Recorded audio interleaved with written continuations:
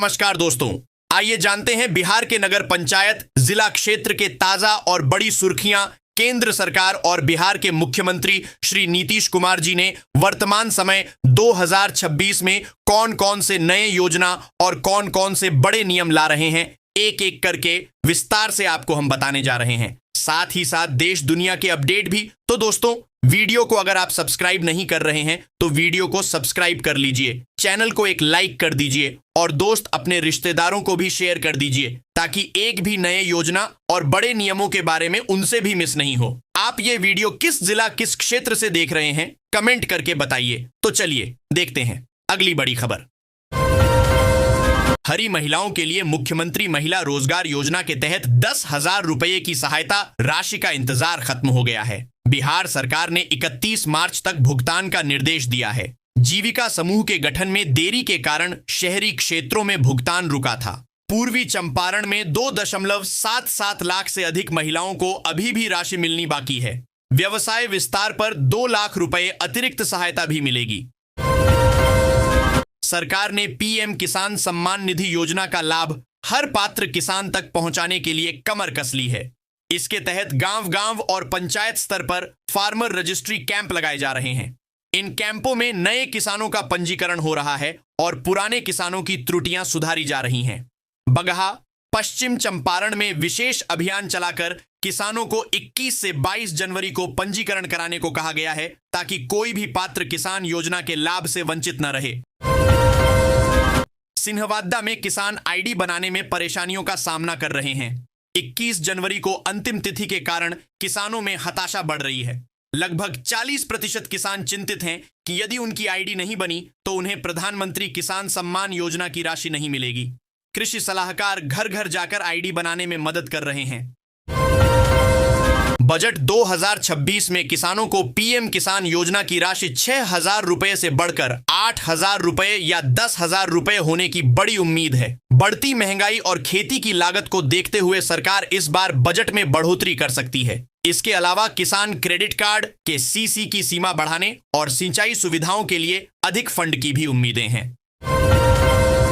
मुख्यमंत्री नीतीश कुमार ने समृद्ध यात्रा के तहत छपरा का दौरा किया, जहां उन्होंने विकास स्टॉलों का निरीक्षण किया। उन्होंने दीदी का सिलाई घर का उद्घाटन किया, जिससे जीविका दीदियों को रोजगार मिला। इस केंद्र में 57 मशीनें हैं और आंगनबाड़ी बच्चों के लिए पोशाकें तैयार होंगी। मुख्यमंत्री ने 450 करोड़ से अधिक की परियोजनाओं का शिलान्यास और उद्घाटन भी किया। पटना और बिहार में शादी के मौसम में सोना चांदी की बढ़ती कीमतों ने खरीदारों को नई रणनीति अपनाने पर मजबूर किया है। लोग अब बजट के अनुसार खरीदारी कर रहे हैं। हल्के और आकर्षक डिजाइन वाले गहनों को प्राथमिकता दे रहे हैं। पुराने गहनों को नया रूप देना और कम कैरेट वाले सोने की मांग भी बढ़ी है। हीरे के गहनों की ओर भी कुछ रुझान दिख रहा है, जिससे बाजार में खरीदारी का तरीका बदल गया है। भाजपा के नवनिर्वाचित राष्ट्रीय अध्यक्ष नितिन नवीन ने पदभार संभालते ही अपनी शैली और शब्दों में स्पष्ट बदलाव दिखाया है। 20 जनवरी 2026 को निर्विरोध चुने गए नवीन पार्टी के सबसे युवा अध्यक्ष हैं, जिन्हें पीएम मोदी ने मिलेनियल बॉस कहा। यह बदलाव युवा नेतृत्व को बढ़ावा देने और संगठन को चुनावी मोड़ में लाने की भाजपा की नई रणनीति का हिस्सा है, जिससे पार्टी में नई ऊर्जा का संचार हुआ है। फैसला वही करेंगे नीतीश कुमार के बेटे की राजनीति पर ललन सिंह ने तोड़ी चुप्पी। केंद्रीय मंत्री ललन सिंह ने मुख्यमंत्री नीतीश कुमार के बेटे निशांत कुमार के राजनीति में आने की अटकलों को खारिज किया है। कहा कि फैसला नीतीश कुमार ही करेंगे। उन्होंने अपनी और नीतीश कुमार की मुलाकात को मुख्यमंत्री के विनम्र स्वभाव का उदाहरण बताया। ललन सिंह ने भाजपा अध्यक्ष नितिन नवीन को बधाई दी और पीएम मोदी की राजनीतिक परिपक्वता की सराहना की। यह बयान बिहार की सियासत में नेतृत्व और उत्तराधिकार की चर्चाओं के बीच आया है। Rajgir wild life zoo safari में जनवरी की ठंड में जानवर धूप सेंकते हुए पर्यटकों को आकर्षित कर रहे हैं। शेर, बाघ, तेंदुआ, भालू और हिरणों के झुंड का मनमोहक दृश्य देखा जा सकता है। प्रजनन और बचाव प्रक्रियाओं से जानवरों की संख्या बढ़ रही है, जिसमें तेंदुए के शावक और ब्लैक बक के बच्चे भी शामिल हैं, जिससे यह सफारी जैव विविधता का एक मजबूत केंद्र बन गई है। जिलाधिकारी बक्सर ने विभिन्न विभागों की समीक्षा की, जिसमें सड़क सुरक्षा, भू विवाद, मद्य निषेध और विधि व्यवस्था प्रमुख थे। उन्होंने भू समाधान पोर्टल से भूमि विवादों के त्वरित निपटारे पर जोर दिया और अतिक्रमण हटाने, ई रिक्शा व ठेले नियंत्रित करने के निर्देश दिए। ट्रैफिक जाम की समस्या से निपटने के लिए रूट चार्ट बनाने और सीसीटीवी लगाने जैसे कई महत्वपूर्ण निर्णय लिए गए। मुजफ्फरपुर में इमली चौक से रोहुआ मुशहरी तक की सड़क कई सालों से खराब है। बेला मोड़ पर जलजमाव रहता है। 900 मीटर सड़क का निर्माण अधूरा छोड़ दिया गया, जिससे आधी बनी सड़क भी 3 महीने में उखड़ने लगी है। पथ निर्माण विभाग को भी अपने ही काम की जानकारी नहीं है। पार्षद ने जांच की मांग की है, जबकि विभाग ने 14 करोड़ की नई योजना का प्रस्ताव दिया है।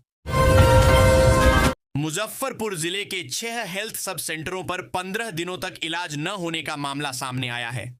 राज्य स्तरीय समीक्षा में इन केंद्रों का इलाज संबंधी डेटा शून्य पाया गया, जिसके बाद इन्हें नॉन परफॉर्मिंग घोषित किया गया। मुख्यालय ने लापरवाही पर चिंता जताते हुए संबंधित प्रखंड स्वास्थ्य प्रबंधकों को जांच और सुधारात्मक कार्रवाई के निर्देश दिए हैं। रिपोर्टिंग में लापरवाही पर कर्मियों के खिलाफ कार्रवाई की चेतावनी दी गई है। बिहार सरकार किसानों की समृद्धि के लिए मछली पालन को बढ़ावा दे रही है। डेयरी मत्स्य एवं पशु संसाधन विभाग ने तालाब मत्स्य की विशेष सहायता योजना शुरू की है। इसके तहत अनुसूचित जाति, जनजाति और अत्यंत पिछड़े वर्ग के मछली पालकों को 70% अनुदान मिल रहा है। इसमें तालाब निर्माण, बोरिंग, पंपसेट और अन्य इनपुट शामिल हैं। इच्छुक व्यक्ति वेबसाइट या जिला मत्स्य कार्यालय से जानकारी ले सकते हैं। बिहार सरकार ने भ्रष्टाचार के खिलाफ सख्त कार्रवाई की है। अररिया जिले के नरपतगंज अंचल में राजस्व कर्मचारी मोहम्मद इम्तियाज आलम को 15,000 रुपए की रिश्वत लेते रंगे हाथ गिरफ्तार किया गया। उन्हें तत्काल निलंबित कर दिया गया है और उप मुख्यमंत्री विजय कुमार सिन्हा ने शीघ्र बर्खास्तगी के निर्देश दिए हैं। सरकार ने स्पष्ट किया है कि राजस्व विभाग में भ्रष्टाचार बर्दाश्त नहीं किया जाएगा। बिहार सरकार ने मुख्यमंत्री कलाकार पेंशन योजना शुरू की है, जिसके तहत 50 वर्ष से अधिक उम्र के वरिष्ठ कलाकारों को प्रतिमाह 3,000 रुपए पेंशन मिलेगी। बिहार म्यूजियम में प्रथम वितरण समारोह आयोजित हुआ, जिसमें मंत्री अरुण शंकर प्रसाद ने पटना के 18 कलाकारों को चेक दिए। यह योजना कलाकारों को आर्थिक सुरक्षा और कला साधना को नया संबल प्रदान करेगी, जो राज्य की कला संस्कृति के लिए एक महत्वपूर्ण कदम है। बिहार सरकार बालू घाटों की नीलामी संकट को दूर करने पर गंभीर है। राजस्व बढ़ाने और आपूर्ति सुचारू करने के लिए खान एवं भूतत्व विभाग को 50 ऐसे संभावनाशील बालू घाटों की पहचान करने का निर्देश दिया गया है, जिनकी अब तक नीलामी नहीं हुई है। सरकार नीलामी की शर्तों में बदलाव कर अवैध खनन पर नियंत्रण और निर्माण कार्यों को गति देने का लक्ष्य रख रही है, जिससे उपभोक्ताओं को राहत मिलेगी। बीपीएससी बिहार खेल सेवा संवर्ग में रिक्त पदों पर नियुक्ति के लिए लिखित परीक्षा 29 और 30 जनवरी को पटना में आयोजित करेगा। परीक्षा के लिए प्रवेश पत्र 22 जनवरी को जारी किए जाएंगे, जिसे उम्मीदवार bpsconline.bihar.gov.in से डाउनलोड कर सकते हैं। इसमें जिला खेल पदाधिकारी, सहायक निदेशक और व्याख्याता जैसे पद शामिल हैं। परीक्षा 2 पालियों में होगी, जिसमें सामान्य ज्ञान, खेल और हिंदी जैसे विषय शामिल हैं। बिहार में पिछले 18 वर्षों में खाद्यान्न उत्पादन में रिकॉर्ड वृद्धि दर्ज की गई है। कृषि विभाग के आंकड़ों के अनुसार धान और गेहूं की उत्पादकता 2 गुनी, जबकि मक्का की उत्पादकता लगभग 3 गुनी हो गई है। सरकार का दावा है कि कृषि रोडमैप के प्रयासों से किसानों की आय बढ़ी है और पोषण स्तर में सुधार हुआ है। बिहार मक्का उत्पादन में अग्रणी राज्य बन गया है, जिसने कई पुरस्कार भी जीते हैं। पटना के राजीव नगर फ्लाईओवर के नीचे मंगलवार सुबह 80 मिनट का भीषण जाम लग गया। गलत दिशा से वाहनों के प्रवेश के कारण लगे इस जाम में स्कूली बच्चे फंस गए, जिससे उन्हें स्कूल पहुंचने में देरी हुई। अभिभावकों और वाहन चालकों ने यातायात पुलिस की अनुपस्थिति और अव्यवस्थित ट्रैफिक व्यवस्था पर आक्रोश व्यक्त किया। उन्होंने वन वे नियमों के सख्त पालन और व्यस्त समय में पुलिस तैनाती की मांग की है। पाटलिपुत्र विश्वविद्यालय की सीनेट बैठक में कई महत्वपूर्ण निर्णय लिए गए। बख्तियारपुर में बन रहे नए परिसर का नाम नीतीश नगर रखने पर सहमति बनी। 1 दर्जन से अधिक कॉलेजों में पीजी कोर्स और कई विषयों में पीएचडी कार्यक्रम शुरू करने को मंजूरी मिली। नए सत्र से पहले अतिथि शिक्षकों की बहाली और 839 करोड़ रुपए का बजट भी पारित किया गया, जिससे छात्रों को उच्च शिक्षा के बेहतर अवसर मिलेंगे। पटना जिले में जनगणना 2027 की तैयारियां तेज हो गई हैं। जिलाधिकारी के निर्देश पर जनगणना कोषांग और समन्वय समिति का गठन किया गया है। यह जनगणना 2 चरणों में होगी, जिसमें अप्रैल 2026 से मकानों की गणना और फरवरी 2027 में जनसंख्या की गणना की जाएगी। यह पहली बार पूरी तरह डिजिटल जनगणना होगी, जिसमें मोबाइल ऐप और CMMS पोर्टल का उपयोग किया जाएगा। मुजफ्फरपुर में इमली चौक से रोहुआ मुशहरी तक की सड़क कई सालों से खराब है। बेला मोड़ पर जल जमाव रहता है। 900 मीटर सड़क का निर्माण अधूरा छोड़ दिया गया, जिससे आधी बनी सड़क भी 3 महीने में उखड़ने लगी है। पथ निर्माण विभाग को भी अपने ही काम की जानकारी नहीं है। पार्षद ने जांच की मांग की है, जबकि विभाग ने 14 करोड़ की नई योजना का प्रस्ताव दिया है। दरभंगा के CM कॉलेज में आयोजित 2 दिवसीय अंतर महाविद्यालय शतरंज प्रतियोगिता में CM साइंस कॉलेज का दबदबा रहा। कॉलेज के खिलाड़ियों ने बालक और बालिका दोनों वर्गों में प्रथम स्थान हासिल किया। बालिका वर्ग में कशिश कुमारी और बालक वर्ग में अनिकेत रंजन विजेता बने। प्रतियोगिता में ललित नारायण मिथिला विश्वविद्यालय के 8 कॉलेजों के 31 खिलाड़ियों ने भाग लिया, जिन्हें सम्मानित किया गया। दरभंगा के ककोड़ा में शॉर्ट सर्किट से हाईटेंशन तार टूटकर गिरा, जिससे पुआल में आग लग गई और कई घरों के उपकरण क्षतिग्रस्त हुए। एक युवक बाल बाल बचा। आक्रोशित ग्रामीणों ने बुधवार को सड़क जाम कर विद्युत विभाग और प्रशासन के खिलाफ प्रदर्शन किया। वे जर्जर तार बदलने और सुरक्षित ऊंचाई पर ले जाने की मांग कर रहे हैं, क्योंकि पहले भी ऐसी घटनाओं में जान माल का नुकसान हो चुका है।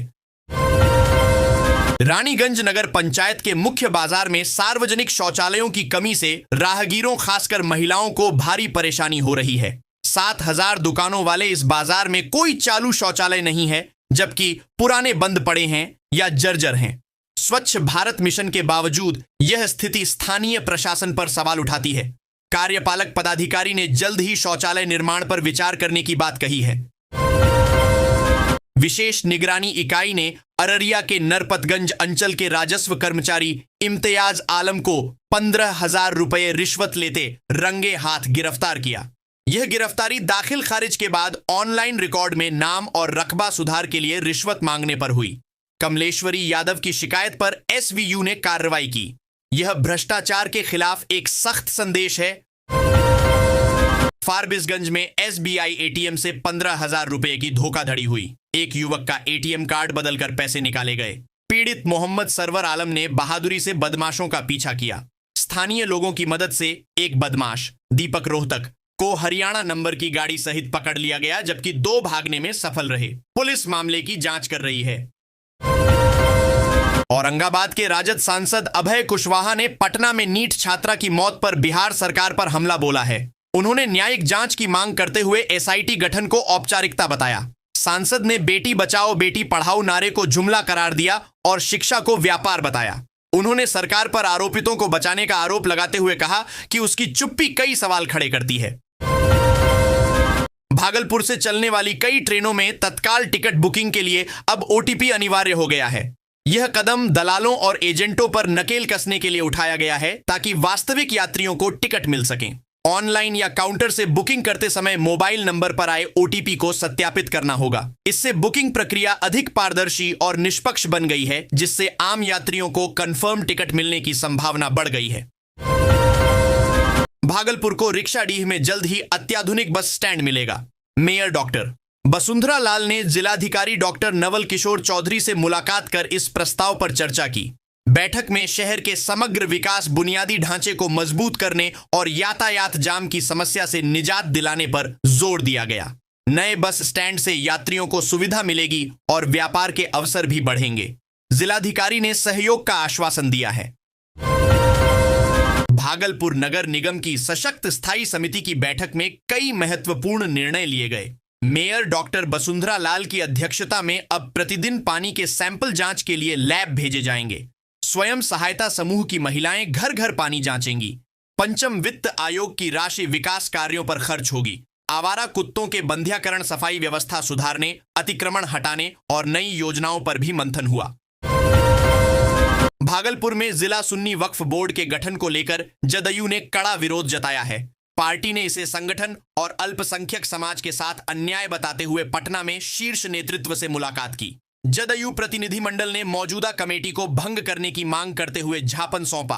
पार्टी नेताओं ने निष्पक्ष जांच और उचित कार्रवाई का आश्वासन दिया है, जिससे इस मामले में बड़े फैसले की उम्मीद है। गया जंक्शन पर अमृत भारत स्टेशन योजना के तहत विकास कार्यों के लिए 27 जनवरी से 12 मार्च तक 45 दिवसीय मेगा ब्लॉक घोषित किया गया है। इस दौरान प्लेटफॉर्म 2 और 3 पर ट्रेनों का परिचालन बंद रहेगा। रेलवे आधुनिकीकरण, प्लेटफॉर्म ऊंचाई बढ़ाने और ट्रैक सुधार जैसे कार्य करेगा। यात्रियों को असुविधा से बचने के लिए ट्रेनों की स्थिति जांचने की सलाह दी गई है। गया की वार्ड पार्षद शीला देवी को ई-केवाईसी के दौरान सरकारी दस्तावेजों में मृत घोषित कर दिया गया, जबकि वह जीवित और कार्यरत हैं। लगभग 15 वर्षों से विधवा पेंशन ले रही शीला देवी ने साइबर कैफे में यह जानकारी मिलने पर हैरानी जताई। उन्होंने जिलाधिकारी से उच्च स्तरीय जांच की मांग की है। चंदौती के बीडीओ ने जांच और दोषियों पर कार्रवाई का आश्वासन दिया है। खिजरसराय के सरबहदा बाजार में पुलिस ने छत्तीसगढ़ से आई 7 लड़कियों को हिरासत में लिया। सूचना मिली थी कि वे सरस्वती पूजा में ऑर्केस्ट्रा के लिए बुलाई गई थीं। पूछताछ में लड़कियों ने बताया कि वे स्वेच्छा से नाच गाना कर जीवन यापन करती हैं। पहचान सत्यापन और आवेदन लेने के बाद पुलिस ने उन्हें छोड़ दिया। बोध गया में बौद्ध महोत्सव से पूर्व ज्ञान यात्रा निकाली गई। यह यात्रा प्रागबोधि से महाबोधि मंदिर तक 10 किलोमीटर लंबी थी, जिसमें देश विदेश के श्रद्धालु शामिल हुए। बुद्धम शरणम गच्छामि के मंत्रोच्चार से वातावरण गूंज उठा। इस यात्रा का उद्देश्य भगवान बुद्ध के ज्ञान प्राप्ति के मार्ग को पुनः जीवंत करना और शांति, करुणा व अहिंसा का संदेश फैलाना था। श्रद्धालुओं ने विश्व शांति की कामना की। गया में जिलाधिकारी शशांक शुभंकर की अध्यक्षता में उद्योग वार्ता हुई। उद्यमियों ने जलजमाव, बिजली आपूर्ति, सड़क चौड़ीकरण और ब्याड़ा भूमि दरों जैसी प्रमुख समस्याएं उठाईं। डीएम ने त्वरित समाधान का आश्वासन दिया और कहा कि गया को औद्योगिक व व्यापारिक केंद्र बनाने के लिए हर स्तर पर मदद की जा रही है। उन्होंने नियमित बैठकों का भी वादा किया ताकि औद्योगिक विकास को बढ़ावा मिल सके। चौगाई बक्सर में बिहार के पूर्व मुख्यमंत्री सरदार हरिहर सिंह की पारिवारिक भूमि का दशकों पुराना विवाद प्रशासनिक हस्तक्षेप से सुलझ गया है। एडीएम के निर्देश पर अंचलाधिकारी ने गलत जमाबंदी रद्द कर दी और भूमि पुनः हरिहर सिंह के नाम दर्ज की। अब यह भूमि उनके वंशजों के नाम दाखिल खारिज होगी। इस फैसले से राजस्व त्रुटि सुधरी और प्रतिष्ठित परिवार की विरासत को लेकर बनी असमंजस की स्थिति समाप्त हुई। बसंत पंचमी, जो देवी सरस्वती का आविर्भाव दिवस है, 23 जनवरी को मनाई जाएगी। बक्सर में इसकी तैयारियां जोरों पर हैं। आचार्य अमरेंद्र कुमार शास्त्री के अनुसार पूजा का श्रेष्ठ मुहूर्त शुक्रवार सुबह 7:20 से दोपहर 1:45 बजे तक है। मूर्तिकारों ने बताया कि मूर्तियों की बुकिंग अच्छी हुई है और पंडालों में मूर्तियां पहुंचाने का काम शुरू हो गया है। किशोरों में विशेष उत्साह देखा जा रहा है। भोजपुर जिले में अवैध बालू कारोबार के खिलाफ जब्त की गई लगभग 3.75 अरब एमटी बालू की नीलामी 30 जनवरी को होगी। खनन विभाग द्वारा यह बालू करीब 3.5 करोड़ रुपए में बेची जाएगी। इच्छुक लोग 27 जनवरी तक आवेदन कर सकते हैं। इस कदम से सरकारी राजस्व बढ़ेगा, स्थानीय रोजगार के अवसर सृजित होंगे और निर्माण कार्यों को गति मिलेगी। साथ ही अवैध कारोबार पर अंकुश लगेगा। भोजपुर के गढ़नी में फायरिंग करते हुए एक वीडियो सोशल मीडिया पर वायरल हुआ है। किंग ऑफ गढ़नी बनने की होड़ में युवकों ने बाइक पर स्टंट करते हुए गोलीबारी की। पुलिस ने दारोगा की शिकायत पर सुधांशु, राकेश, सोनू और गोलू समेत 4 नामजद व अज्ञात लोगों के खिलाफ मामला दर्ज किया है। आरोपियों की गिरफ्तारी के लिए छापेमारी जारी है। रेल प्रशासन ने आरा जंक्शन पर रेलवन ऐप से अनारक्षित टिकटों की बुकिंग पर 3% छूट की घोषणा की है। यह सुविधा 14 जनवरी से 14 जुलाई 2026 तक लागू रहेगी। यूपीआई, डेबिट/क्रेडिट कार्ड और नेट बैंकिंग जैसे डिजिटल भुगतान पर सीधी छूट मिलेगी, जबकि आर वॉलेट पर 3% कैशबैक मिलेगा। इसका उद्देश्य डिजिटल टिकटिंग को बढ़ावा देना और यात्रियों को सुविधा प्रदान करना है। चरपोखरी में आरा सासाराम स्टेट हाईवे किनारे जी रामजी योजना के तहत मार्ट का निर्माण शुरू हो गया है। इससे अमोरजा और चरपोखरी बाजार में अतिक्रमण हटेगा और जाम की समस्या से निजात मिलेगी। मनरेगा के तहत पहले चरण में 8 शेड बन रहे हैं, जो फुटपाथी दुकानदारों को स्थायी जगह देंगे। यह पहल सरकारी जमीन के उपयोग और क्षेत्र के समग्र विकास में सहायक होगी। बांका जिले में शिक्षक बहाली में फर्जीवाड़े के बढ़ते मामलों के कारण शिक्षकों के प्रमाण पत्रों की जांच तेज कर दी गई है। विशिष्ट नियोजित और बीपीएससी से बहाल शिक्षकों के शैक्षणिक दस्तावेजों की सघन पड़ताल चल रही है। हाल ही में आधा दर्जन नए फर्जी मामले सामने आए हैं, जबकि 100 से अधिक प्रमाण पत्र संदिग्ध पाए गए हैं। दोषी शिक्षकों के खिलाफ कड़ी कार्रवाई की जाएगी। इग्नू दरभंगा जनवरी 2026 सत्र से qualification pack nurse manager certificate course शुरू कर रहा है। यह 6 महीने का ऑनलाइन और दूरस्थ पाठ्यक्रम स्वास्थ्य सेवा में गतिशील नेतृत्व विकसित करने पर केंद्रित है। इसका उद्देश्य नर्स मैनेजरों को नर्सिंग विभागों का प्रभावी ढंग से नेतृत्व करने, संसाधनों का प्रबंधन करने और मरीजों व कर्मचारियों को संतुष्ट रखने के लिए प्रशिक्षित करना है। कोर्स अंग्रेजी माध्यम में है, जिसके लिए जीएनएम या बीएससी नर्सिंग के साथ अनुभव अनिवार्य है। कैमूर जिले के चांद अंचल में भारतमाला परियोजना के तहत एक्सप्रेसवे का काम मुआवजे के भुगतान न होने से रुक गया है। खेंटी सिहोरिया गांव के किसानों ने निर्माण कार्य बंद करा दिया। भारतीय किसान मजदूर यूनियन ने कहा कि 4 माह से किसान मुआवजे के लिए भटक रहे हैं। किसानों की मांग है कि जब तक मुआवजा और सर्विस रोड नहीं बनता, काम शुरू नहीं होगा। दरभंगा का राज किला, जिसकी दीवारें दिल्ली के लाल किला से भी ऊंची 90 फीट हैं, मिथिला के गौरवशाली इतिहास का प्रतीक है। महाराजा कामेश्वर सिंह द्वारा 1934 के भूकंप के बाद निर्मित यह किला 85 एकड़ में फैला है, जिसमें रामबाग परिसर और कई मंदिर शामिल हैं। महाधिरानी के निधन के बाद यह फिर चर्चा में है और इसके संरक्षण की मांग उठ रही है, जिसे अब राज परिवार के वंशज आगे बढ़ा रहे हैं। दरभंगा में महाराजाधिराज कामेश्वर सिंह की तीसरी पत्नी महाधिरानी काम सुंदरी देवी का श्राद्ध कर्म राजशाही ठाठ से संपन्न हुआ। इस अवसर पर दान पुण्य में कोई कमी नहीं की गई, जिसे देखने के लिए भारी भीड़ उमड़ी।